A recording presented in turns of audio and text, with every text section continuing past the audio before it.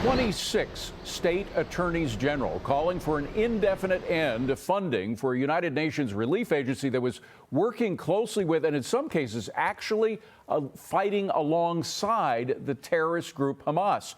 Now, some are calling for complete dismantling of the UN group as its embattled chief refuses to resign. Joining me now is Iowa State Attorney General Brenna Bird for more details on this. General Bird, thank you for being here.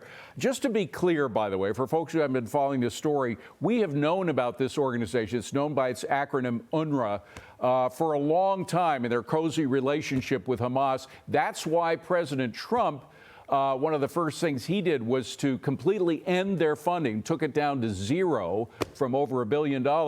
And one of the first things that President Biden did when taking office was refunding it all over again. So we knew that they were cozy with Hamas. Finally, the truth is revealed, but at a terrible cost.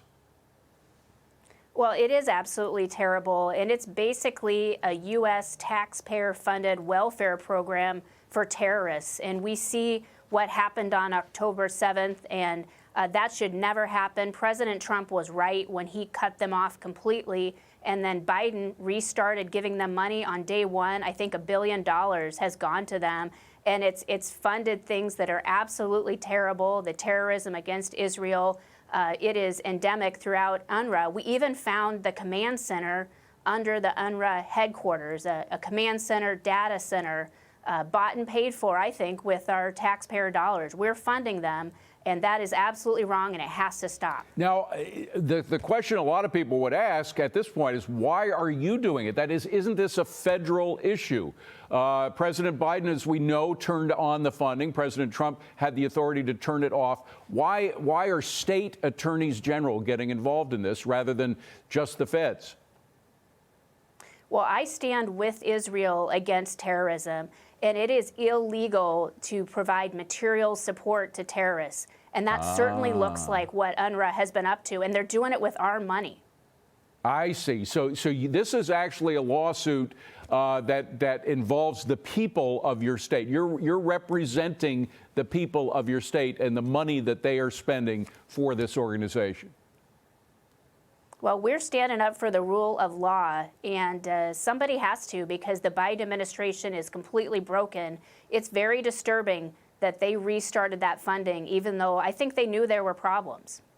Now, General Bird, I got to say, this is one organization, probably the most egregious, but there are several other organizations. I live in New York City. I have for 40 years. I know a lot about the United Nations. They have a lot of organizations that do things with money that we spend a lot of. Correct me if I'm wrong, but I think we spend over 20% of the entire UN budget, the United States government does.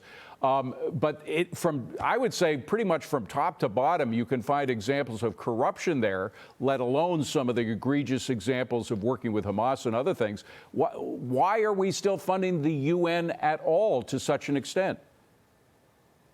Well, that's a good question, and I think that's something that needs to be looked into. It's one thing to have bad things happening in the world that we live in. It's another thing to have the U.S. taxpayer being the one footing the bill. And that's why what happened with UNRWA and Hamas is so disturbing. You know, I think we have found that about 10% of the UNRWA employees were affiliated with jihadists or Hamas groups and were actively engaged in that. So we have to shine the light, and we have to stop that funding. But can it happen without a president that's sympathetic to your cause?